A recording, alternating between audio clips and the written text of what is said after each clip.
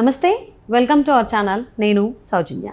జగన్మోహన్ రెడ్డికి ఢిల్లీలో scene reverse అయిందా అంటే అవును అనేటువంటి సమాధానం వినిపిస్తోంది. అక్కడ జరుగుతున్న పరిణామాలు కావచ్చు, సందర్భాలు ఏమైనా కానీ అదే దానికి సంకేతాలుగా మనకు చూపిస్తుంది. సో ఆల్ ఆఫ్ సడన్గా బీజేపీ నాయకత్వం జగన్మోహన్ రెడ్డిని పక్కన పెట్టేసి చంద్రబాబు నాయుడు గారికి ప్రిఫరెన్స్ ఇస్తున్నట్లుగా మనకు వార్తలు వినిపిస్తున్నాయి. ఈ అంశానికి సంబంధించి మనతో మాట్లాడడానికి, వారి విశ్లేషణని మనతో పంచుకోవడానికి ఈరోజు మనతో పాటు ఉన్నారు senior political analyst KVV Prasad గారు ఉన్నారు. వారితో మాట్లాడదాం. నమస్తే అండి. నమస్తే అమ్మా. జగన్మోహన్ రెడ్డికి ఢిల్లీలో సీన్ రివర్స్ అయిందా అంటే అవును అనేటువంటి సమాధానం వినిపిస్తోంది. చంద్రబాబు నాయుడు గారికి బీజేపీ అధినాయకత్వం ప్రాధాన్యతనిస్తోంది అని కూడా అంటూ ఉన్నారు. సో ఇది దేనికి సంకేతం అంటారు? ఇప్పుడు చూస్తే అమ్మా, గత 5 ఏళ్లుగా జగన్మోహన్ రెడ్డి చేసిన అస్తవ్యస్త పాలనప్పుడు కానీ, ఇటు అమరావతిని రాజధాని కాదని చెప్పి, ఇటు వైజాగ్ రాజధాని చెప్పి, లేకపోతే 3 రాజధానులని ఇలాంటి రకరకాల అనాలోచిత నిర్ణయాలు తీసుకున్నప్పుడు కూడా ఎంతమంది మొరపెట్టినా కూడా ఎక్కడా కూడా జగన్ని ఒక హెచ్చరించడం కానీ, జగన్కి అసలు ఎటువంటి హుకుం జారీ చేయడం కానీ బీజేపీ చేయలేదు. సో కాబట్టి ప్రతి వాళ్ళు కూడా అనుకున్నది ఏంటంటే జగన్ మీద ఏదో సాఫ్ట్ కార్నర్ ఉందని, జగన్ ఎంత ఈ యొక్క అస్తవ్యస్తమైన పరిపాలన సాగిస్తున్నా కూడా పన్నెత్తి మాట అంటలేదు, ఖండించట్లేదు, అసలు ఎక్కడ కూడా వార్న్ చేయట్లేదు అని చెప్పి రకరకాల ఎక్కడ అరాచకం జరుగుతున్నా సరే రాష్ట్రంలో ఇటు ఒక డ్రగ్ మాఫియా, ఇటు గంజాయి మాఫియా కూడా ఏ రోజుని కూడా ఖండించలేదు. కానీ ఈ మధ్యకాలంలో చూసుకుంటే ఈ కూటమి ఏర్పడిన తర్వాత మీకు చిలకలూరి సభ మీటింగ్లో కూడా ప్రధానమంత్రి గారి ఒక ప్రసంగం చప్పచప్పగానే సాగింది. ఎక్కడ కూడా ఉన్న వైసీపీ ప్రభుత్వం మీద ఘాటైన విమర్శ కానీ, జగన్మోహన్ రెడ్డి మీద ఘాటైన విమర్శ కానీ చేయడం జరగలేదు. సో ఇటు టీడీపీ కేడరు, ఇటు ఇటు జనసేన కానీ, ఇటు బీజేపీ కేడర్ కూడా చాలా నిరుత్సాహం చెందారు టీడీపీది.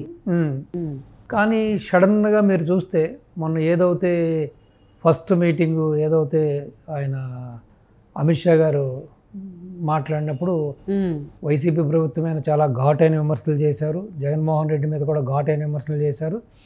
మేము ఈ రోజున టీడీపీ జనసేనతోటి జత కట్టింది ఇక్కడున్న అరాచక పాలనని, ఇక్కడున్న ఈ యొక్క ల్యాండ్ మాఫియా పాలనని, ఇక్కడున్న ఈ లిక్కర్ మాఫియా పాలనని, ఇక్కడున్న ల్యాండ్, శాండ్, వైన్ ఈ పాలనని అంతమొందించడానికి, ప్లస్ తిరుపతి యొక్క పవిత్రతను కాపాడటానికి, ప్లస్ తెలుగు భాషను కూడా బతికించడానికే మేము కట్టాము.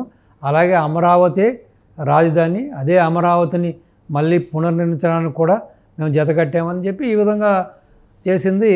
ఇటు అన్ని పార్టీలు అంటే ఈ కూటమి పార్టీలకు సంబంధించిన కార్యకర్తలను, నాయకులను మంచి జోష్ తీసుకొచ్చింది. ఆ తర్వాత జరిగిన ప్రధానమంత్రి గారి మీటింగ్లో కూడా ఆయన కూడా కొంచెం ఘాటైన విమర్శలతోటి, ఆయన కూడా పదునైన మాటలతోటి కూడా మాట్లాడడం కూడా చాలా ఈ కూటమికి కూడా ప్లస్ అయింది. ప్లస్ ఈ తర్వాత కాలక్రమంలో జరిగిన ఏదైతే ఉందో ఇటు డీజీపీని మార్చడం కానీ, ఇటు మిగతా 29 కీలకమైన ఐఏఎస్, ఐపీఎస్కి సంబంధించిన అధికారులను మార్చడం కానీ ఇవన్నీ కూడా ఒక మంచి సంకేతాలు వెళ్ళినాయి. సో ఈ మధ్యకాలంలో చూస్తే బాబు గారిని ప్రత్యేకించి వారణాసిలో వారి యొక్క నామినేషన్ సందర్భంగా బాబు గారిని పవన్ కళ్యాణ్ గారిని కూడా పిలవడం జరిగింది. బాబు గారిని ప్రత్యేకించి ఆయన కూడా ఆహ్వానించడం జరిగింది.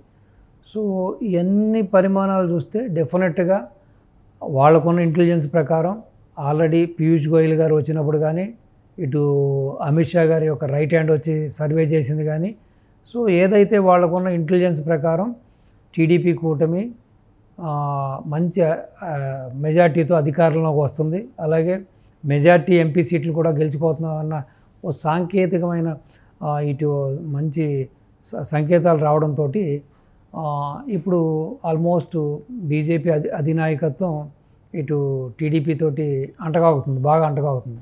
రెండోది నార్త్లో కూడా వాళ్ళు అనుకున్నట్టుగా కొంచెం వాళ్ళకి ఈసారి అంత అనుకూలమైన వాతావరణం కనపడట్లేదు, కొంచెం టఫ్గానే ఉంది సిచ్యువేషన్.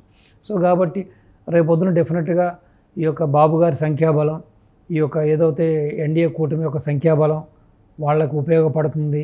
సో రేపొద్దున కీలకం కాబోతుందన్న తర్వాత ఇంకా చేరువయ్యారు వాళ్ళ మాటల సందర్భంలో కానీ, లేకపోతే వాళ్ళ చేతలు కూడా మనకి ప్రస్ఫుటంగా తెలుస్తున్నాయి. సో రీసెంట్గా కూడా చూస్తే బాబు గారికి ఉన్న 22 యొక్క ఎన్ఎస్జి బ్లాక్ అమౌంటర్స్ కాకుండా మళ్ళీ ఇంకొక అదనంగా ఇంకో 22 మందిని ఇవ్వడం జరిగింది. సో దాన్ని డబుల్ చేశారు. సో దీంట్లో ఒక గమనించమైన విషయం ఏంటంటే అంత ఒక అక్కడ ఈ వ్యవహారంలో ఉన్న ఎవరైతే యూపీ ముఖ్యమంత్రి అయితే ఉన్నారో యోగి ఆదిత్యనాథ్, ఆయన ఆల్రెడీ చాలా పెద్ద హిట్ లిస్ట్లో ఉన్న మనిషి, ఆయనకి సెక్యూరిటీ తగ్గించారు. సో రాజ్నాథ్ సింగ్కి సెక్యూరిటీ తగ్గించారు. సో సడన్గా చంద్రబాబు నాయుడు గారికి ఈ విధంగా సెక్యూరిటీని డబల్ చేయడం, సెక్యూరిటీని పెంచడం ఇవన్నీ చూస్తే కూడా ఈ రోజున బీజేపీ టీడీపీ బంధం బాగా దృఢపడినట్టు, బాగా దగ్గరైనట్టు కూడా మనకు ప్రస్ఫుటంగా తెలుస్తుంది. సో దీన్ని బట్టి మనకు అర్థమయ్యేది ఏంటంటే జగన్మోహన్ రెడ్డిని ఆల్మోస్ట్ పక్కన పెట్టేశారన్నది ఇవన్నీ మనం బేరీ చేసుకుంటే మనకు క్లీన్గా అర్థమవుతుంది. ఓకే. సో అంటే అదన కూటమి ఎప్పుడైతే ఫామ్ అయిందంటే బీజేపీ ఎంటర్ అయింది కూటమిలోకి టీడీపీ జనసేనతో పాటుగా, అప్పటి నుంచి లేదంటే ప్రాధాన్యత ఇప్పుడు పోలింగ్ అయిన తర్వాత ప్రాధాన్యత అనేది బాగా కనిపిస్తోంది. కొట్టొచ్చినట్టుగా అటు జనసేన అధ్యక్షులు కావచ్చు, టీడీపీ అధ్యక్షులు కావచ్చు, ఇద్దరికి కూడా బీజేపీ అధినాయకత్వం ఇస్తోంది అనేటువంటి వార్తలు కూడా, మాటలు కూడా వినిపిస్తూ ఉన్నాయి. మరి ఇది ఎంతవరకు వాస్తవం అంటారు? ఇది వాస్తవేనమ్మా. ఇప్పుడు మీరు ఏమక్కలేదు, ఇప్పుడు ప్రతిపక్షాలు అంటే ఇప్పుడు ఎప్పుడైతే వీళ్ళు బాగా చేరువయ్యారో ఈ యొక్క విధానాలు కానీ ఇమీడియట్గా ఏదన్నా ఇప్పుడు కూడా చూశారు, రాష్ట్రంలో ఎలక్షన్ అయిన తర్వాత కూడా గొడవలు జరిగింది. ఎమ్మటే కొంతమంది కలెక్టర్లని, కొంతమంది ఐపీఎస్ని, వీళ్ళని ఎస్పీలని, డిఎస్పీలని, కొంతమంది సిఐల్ని, కొంతమంది ఎస్ఐల్ని, పోలీస్ ఆఫీసర్ని ఇమీడియట్గా వాళ్ళని సస్పెండ్ చేయడం జరిగింది. ఈసీ కూడా వాళ్ళ మీద కఠినమైన చర్యలు తీసుకోమని చెప్పింది, ఎంక్వైరీ చేయమని చెప్తుంది. సో మీరు ఇది మాత్రమే కాకుండా ఇప్పుడు వైసీపీలో ఎవరైతే కొంతమంది నాయకులు ఈ మధ్య వాళ్ళ ప్రెస్ మీట్లు చూస్తే, ఇటు బొత్స సత్యనారాయణ ప్రెస్ మీట్ కానీ, ఇటు సకల శాఖ మంత్రి సలహాదారుడు జగన్మోహన్ రెడ్డి గారికి అత్యంత ఆప్తుడు అయిన సజ్జల రామకృష్ణారెడ్డి యొక్క ప్రెస్ మీట్లు కాదు, ఒక విధంగా ఏడుపు అనాలి దాన్ని. అతను ప్రెస్ మీట్లో మాట్లాడట్లేదు, ఏడుస్తున్నాడు అతను. ఆల్మోస్ట్ వీళ్ళందరూ ఒకటైపోయారు, వీళ్ళందరూ కుమ్మక్క అయిపోయారు కాబట్టి వీళ్ళు అనుకూలంగా ప్రవర్తిస్తున్నారండి. సో నిన్నటి మొన్నటి వరకు మీరు మీ వర్గానికి సంబంధించిన ఐపీఎస్ని, ఐఏఎస్ఎల్ని, అదే కడప ప్రాంతానికి చెందిన ఒక డీజీపీని, కడప ప్రాంతానికి చెప్పిన చీఫ్ సెక్రటరీని, ఇంతమందిని, ప్రిన్సిపల్ సెక్రటరీని, అంతమందిని అంతా కూడా మీ వర్గం వాళ్ళని పెట్టుకుని మీరు అరాచక పాలన చేసినప్పుడు లేదు, మీరు దోపిడీ చేసినప్పుడు లేదు, మీ ఇష్టానుసారంగా మీ ఇష్టాన్ని నిర్ణయాలు తీసుకున్నప్పుడు లేదు, మీ ఇష్టానుసారంగా ప్రతిపక్ష నాయకులను ఇబ్బంది పెట్టినప్పుడు లేదు, ఏ తప్పు చేయలేని బాబు గారిని 53 రోజులు లోపల పెట్టి అర్ధరాత్రి కూడా ఆయన ఎలక్షన్ క్యాంపెయిన్లో ఉన్న వ్యక్తిని వెళ్ళి అప్పటికప్పుడు ఎటువంటి ముందస్తు ఒక చర్యలు లేకుండా, ముందస్తుగా ఆయనకి ఇన్ఫర్మేషన్ లేకుండా ఆయన అప్పటికప్పుడు అర్ధరాత్రి కూడా సెక్యూరిటీ లేకుండా కూడా మీరు తీసుకొచ్చినప్పుడు లేదు. ఒక రాష్ట్ర అధ్యక్షుడు అచ్చెన్నాయుడు ఫైల్స్ ఆపరేషన్ చేసుకుంటే మీరు అర్ధరాత్రి కూడా ఆయన ఏదో ఒక తీవ్రవాదిలాగా చేసుకొచ్చినప్పుడు లేదు. అదేవిధంగా మీ సొంత పార్టీ యొక్క రఘురామరాజుని మీరు ఇబ్బంది పెట్టినప్పుడు లేదు, అలాగే అయ్యన్న పాత్రని ఇబ్బంది పెట్టినప్పుడు లేదు.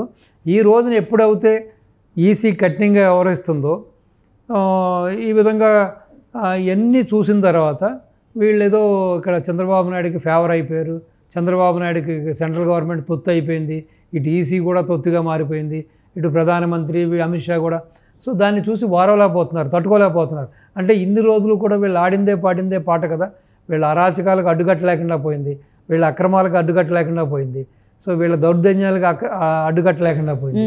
సో వీళ్ళు ఇష్టానికి దోపిడీ చేశారు, రాష్ట్రాన్ని సర్వనాశనం చేసేశారు, రాష్ట్రాన్ని ఇటు పోలవరాన్ని పాడు చేశారు, మెగా డిఎస్సీ లేదు, ఒక ఇండస్ట్రీస్ రాలేదు, ఉన్న ఇండస్ట్రీస్ని ఈవెన్ అమర్ రాజా లాంటి ఒక గొప్ప సంస్థను కూడా రాష్ట్రం నుంచి తరి వరకు నిద్రపోలేదు. అలాగే అదాని డాటా సెంటర్ని ఇక్కడికి తెలంగాణకు పంపించేశారు. అలాగే Lulu, the world famous Lulu convention centre వాళ్ళని పంపించేశారు. ఈ విధంగా ఎన్నో సంస్థలని పారదోలేశారు. అలాగే జాకీ, ఒక ప్రపంచ ప్రత్యేక అండర్వేర్ సంస్థ జాకీని కూడా వాళ్ళు పారదోలేశారు అక్కడి నుంచి. అంటే బీజేపీ అధినాయకత్వం ఇప్పుడు అంటే బీజేపీ అధినాయకత్వం రియాలిటీ తెలుసుకుందమ్మా. ఎలాగో 100% ఈ కూటమి అధికారంలోకి రాబోతుంది ఏపీలో. సో రెండోది ఈ గెలిచే ఎంపీ సీట్లు వాళ్ళకి కీలకంగా మారబోతున్నాయన్న తర్వాత వాళ్ళ వైఖరిలో పూర్తిగా మార్పు వచ్చింది. సో దాన్ని ఈ రోజున వైసీపీ తట్టుకోలేకపోతుంది. సో మీరు చూస్తే రోజు సజ్జలు పెట్టి ప్రెస్ మీట్లు చూస్తుంటే ఏడుస్తున్నాడు అంతే, ప్రెస్ ముందు ఎన్నికల ఏడుస్తున్నాడు అంతే. ప్రచార సభలో కూడా ప్రధాని మోదీ అదే అన్నారు, నెక్స్ట్ రాబోయేది గవర్నమెంట్ ఫామ్ చేయబోయేది కూడా కూటమి ప్రభుత్వే అని. సో మరి ఆ సంకేతాల వల్ల ఇప్పుడు ఆ మాటల ప్రభావం తెలియదు, కానీ జగన్మోహన్ రెడ్డిని పక్కన పెట్టేసి బీజేపీ అధినాయకత్వం ఇటు చంద్రబాబుకి ఎక్కువ ప్రిఫరెన్స్ ఇస్తోంది అని అంటున్నారు. చూద్దాం ఇది ఎంతవరకు ఉంటుందో, కొనసాగుతుందో. Thank you so much Prasad. నమస్తే. నమస్తే.